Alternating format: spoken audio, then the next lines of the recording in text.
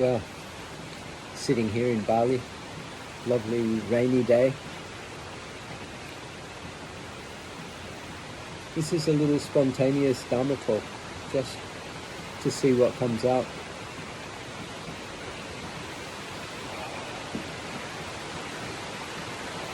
Beautiful sound of the rain. It's music. Everywhere you go in life, there's the music of the place where you are. This can actually transform your attitude. The music's getting louder. And if you listen to some of the drops, the bigger drops, you can find a music, you can find a rhythm. Everywhere you go, you can hear this rhythm. You can find a rhythm. There's a pure rhythm that's flowing through everything.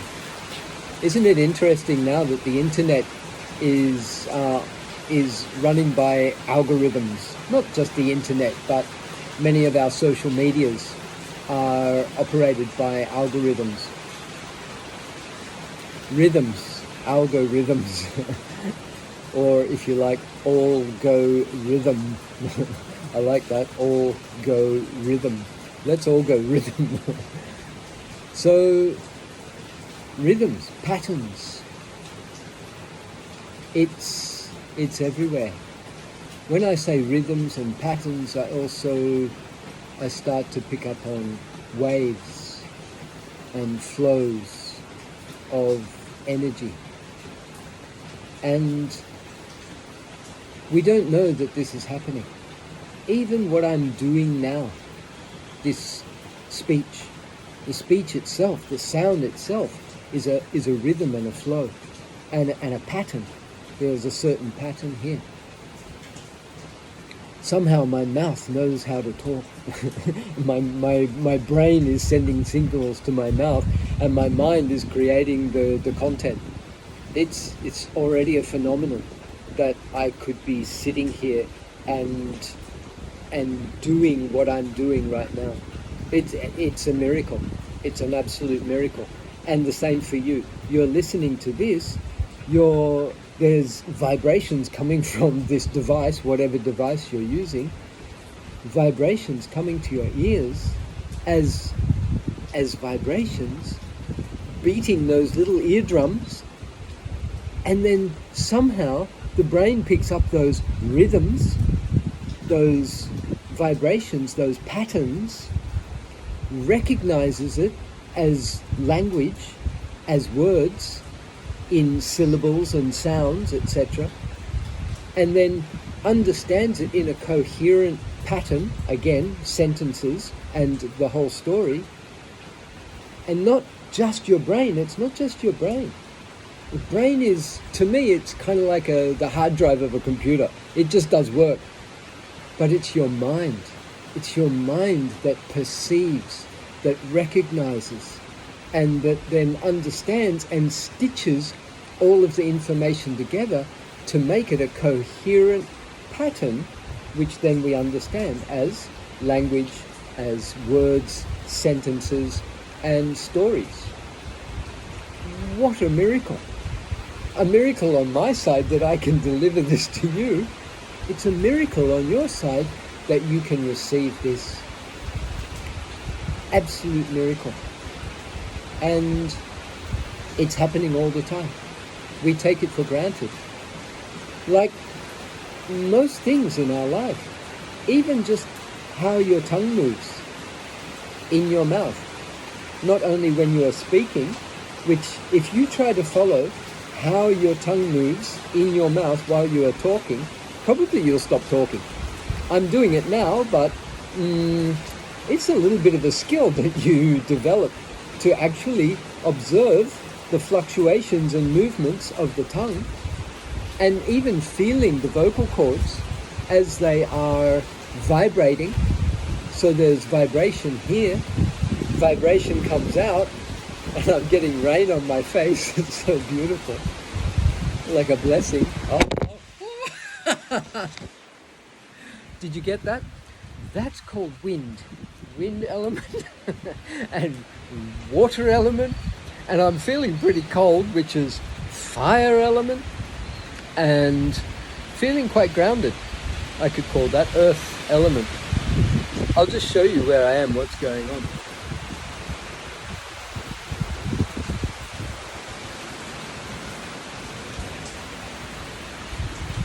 Ah, a little bit of wild weather.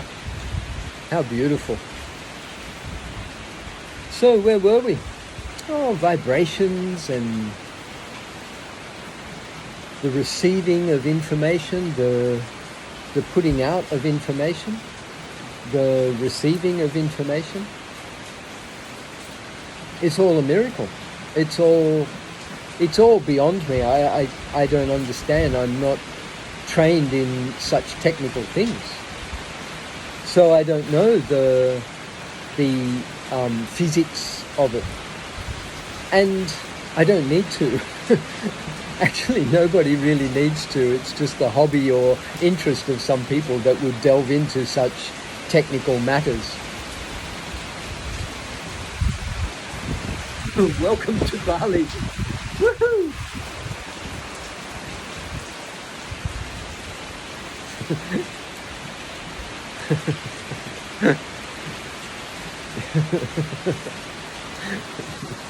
Come to Bali for a sunny holiday. Yeah. Where was I? Wow. This happened yesterday as well. Really gets kind of violent, very windy, and there were trees falling over and hello. Trees falling over and the neighbour's roof blew off. Quite unusual actually for Bali.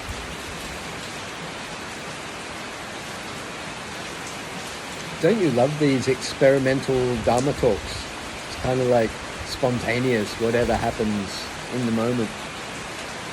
It's very beautiful, as life is beautiful, as we live with an attitude of curiosity and openness and a willingness to explore, to be present, to take being present as your priority, rather than, oh, work is my priority, or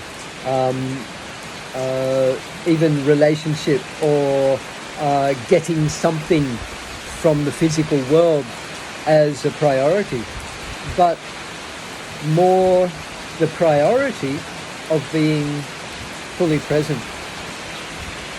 Oh, you can see the weather in the background.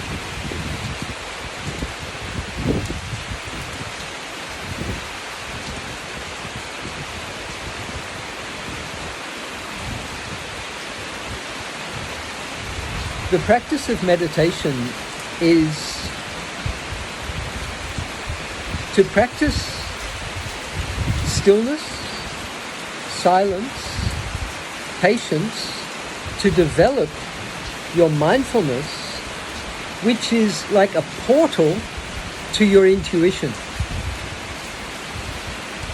The mind's ability to receive information that is not broadcast through the senses. You don't see with your intuition. We can call it seeing, but whoa!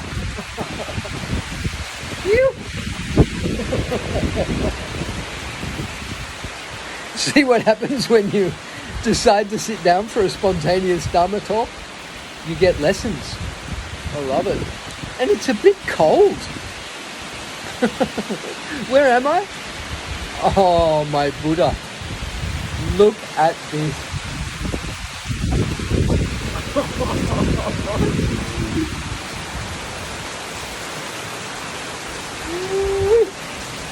Oh, I'm going to go inside.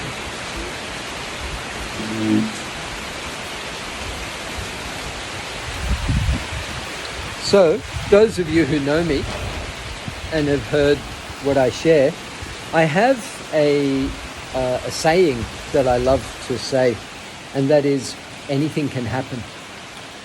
But it comes in 3 parts. I say, just look at it.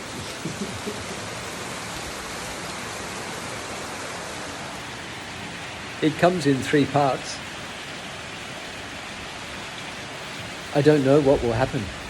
When I sat down now, I didn't know what I was going to talk about. I didn't know what was going to happen. And then I say, anything can happen. Literally, anything can happen. And then my attitude is, I'll watch and learn from whatever happens. Simply that. I will watch and learn from whatever happens. This is the right attitude for meditation. One of my great teachers teaches that the attitude is not only the most important thing for meditation, but also for life. To carry this attitude of, well, to have not just a positive attitude, always good, happiness, kindness, forgiveness, compassion, beautiful attitudes. But I love the attitude of openness, curiosity, investigation, questioning. What is this? Why is this happening? Why do I feel this way? Why do I react in such a manner? In this way, we are open and receptive to learn. Learn from nature, learn from experience, learn from your heart. So again, even if you're sitting in silence with your eyes closed, sitting in stillness, you are able to learn. You're learning from whatever arises in that moment.